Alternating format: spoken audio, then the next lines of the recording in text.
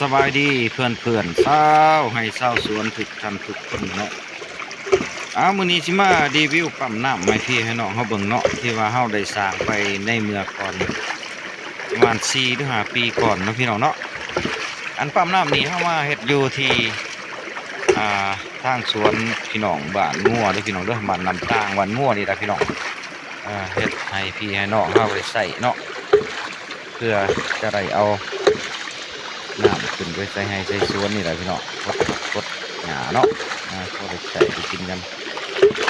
อันนี้แหละพี่น้องคนละปั๊มน้ำเนี่ยเขาสิมาเบาเรื่องปั๊มน้ำพี่น้องอันปั๊มน้ำตัวนี้เนี่ยประโยชน์ของมันก็คือแนวใดพี่น้องเนาะประโยชน์ของมันก็คือจังสี่เด้อพี่น้องเนาะอันปั๊มน้ำที่ว่าเขาเอาน้ำจากที่ต่ำนี่ขึ้นไปสู่ที่สูงพี่น้องเป็นประโยชน์มันก็คือเขาเอาไปเนาะใส่นี่นะพี่น้องเนาะเอาไปใส่ฮดไปยังในขบขั้วนี่นะพี่น้องใส่ขบขั้วไปฮดพักฮดต้นไม้พี่น้องเนาะเบี้ยไม้เบี้ยตอกพี่น้องก็ถือว่าคุ้มค่าได้พี่น้องเนาะปั๊มน้ำตัวนี้เอาน้ำจากที่ต่ำขึ้นสู่ที่สูงใส่งบประมาณน้อยพี่น้องเนาะถือว่าถ้าผู้ใดหากมีพื้นที่พี่น้องพื้นที่ที่ว่ามีน้ำตกตาดหรือว่าน้ำไหลเป็นแก่งเป็นยังจังสี่แล้วพี่น้องเนาะสามารถเฮ็ดได้เด้อพี่น้องเด้อถ้าผู้ใดมีไก่ให้ไก่สวนนี่ก็ถือว่าเป็นผู้ที่โชคดีที่สุดพี่น้องเนาะที่เขาจะได้ใส่น้ำโดยที่บริใส่พลังงานไฟฟ้าบริใส่เครื่องจักรนะพี่น้องเอาเฮ็ดแบบปั๊มน้ำแบบธรรมชาติพี่น้องเนาะเป็นพื้นที่เงินพื้นที่ค่ำแท้ๆได้พี่น้องเลยเนาะผู้ใดมุนใส่เป็นนี่ก็หอยได้เงินย้อนพี่น้องเนาะปลูกพักปลูกมีบ่กาเบี้ยไม้เบี้ยสังเป็นเศรษฐกิจขายได้ได้พี่น้องเนาะอันนี้เขาเอามาให้พี่ให้น้องเขาเบิ่งอันนี้ชิพาพี่น้องเขาขึ้นไปที่ตามเบิ่งปลายท่อเด้อพี่น้องเด้อปลายท่อก็ถือว่าไกลที่สุดพี่น้องเนาะประมาณอยู่200 เมตรพุ่นได้พี่น้องเนาะเพราะว่าตอนที่มาติดตั้งในเมื่อ4-5 ปีก่อนจื้อได้เพิ่นซื้อท่อมาในก่อหนึ่ง3 เมตร300 เมตรพี่น้องแต่มันจะเหลืออยู่ประมาณ20 กว่าเมตรพี่น้องเนาะมันก็สิถือว่ามันสิตกอยู่ประมาณ260-70 เมตรพุ่นได้พี่น้องจะรับต่ำๆบนเพิ่นเฮ็ดพี่น้องเนาะบนเพิ่นใส่ท่อนี่ต่ำๆบ่ถึง50 เซนพี่น้องท่อน้ำไหลเข้านี่ก็ประมาณอยู่3 เมตรประมาณนี้แหละพี่น้องสั้นๆนะแต่มันผลิตน้ำขึ้นมาได้เนาะพี่น้องเนาะในปริมาณแห้งเติบแล้วพี่น้องที่เอาไปให้พี่น้องเขาเบิ่งกันเนาะคุณนะไปไกลเลยพี่น้องเนาะเป็นมาแบ่งกันพี่น้อง2-3 หลังเฮือนแบ่งกันพอได้ใส่พี่น้องเนาะไปที่ตามเบิ่งกันพี่น้องอันนี้เพิ่นเอามาใส่ไว้ของน้ำแน่เล่นขึ้นไปคุณนะพี่น้อง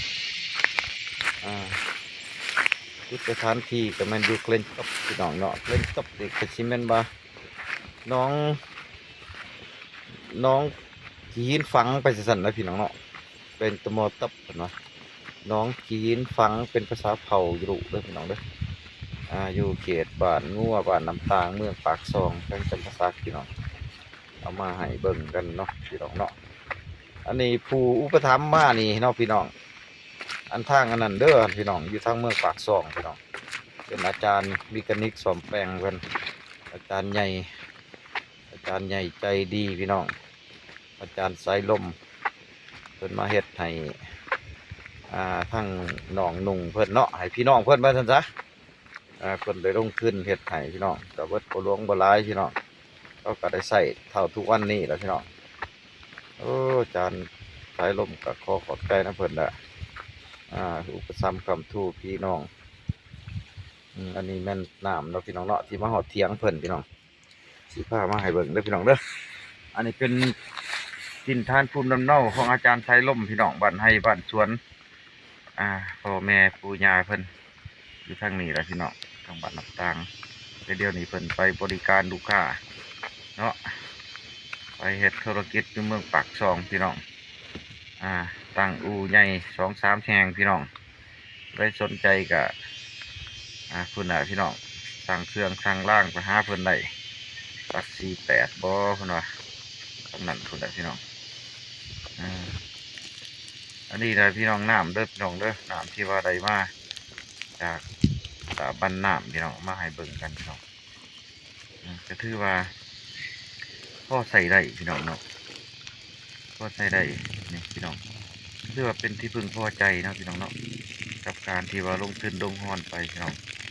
ลงทุนเธอเดียวได้ใส่ได้ปีพี่น้องด้วยงบน้อยๆพี่น้องมาให้เบิ่งพี่น้องถ้าผู้ใดสนใจเด้อพี่น้องเด้อใครสนใจอยากได้ไปใส่ให้ใส่สวนหรือว่าอยากได้ไปใส่อยู่ในครอบครัวเฮือนชานอยู่บ้านสวนบ้านให้ที่ว่ามีพื้นที่ทำเดน้ำได้น้ำตาดพี่น้องก็สามารถทักทายกันเข้ามาได้เด้อพี่น้องเด้อทางเฮาก็สิได้ไปเซเวไปพัฒนาเบิ่งให้พี่น้องผู้ที่ติดตั้งผู้ที่สร้างก็แม่นอยู่ทั้งวันน้ำตางพี่น้องพี่น้องเจ้าของช่อง YouTube วิธีชาวสวนเมืองปากซองพี่น้องช่อง YouTube ที่ว่าได้การได้ผ่านเนาะพี่น้องผ่านเป็นพาร์ทเนอร์ผ่านการสร้างได้ไร่พี่น้องเนาะแต่ก็บ่มีได้ไร่ร้ายเพราะว่ายังขาดแค่ทั้งเพื่อนเนาะพี่น้องเนาะเพื่อนกับว่าท่านร้ายพี่น้องช่วยติดตามให้พี่น้องคลิปนี้มีตัวนี้เลยพี่น้องขอบใจเขาเยี่ยมเขาส้มเนาะ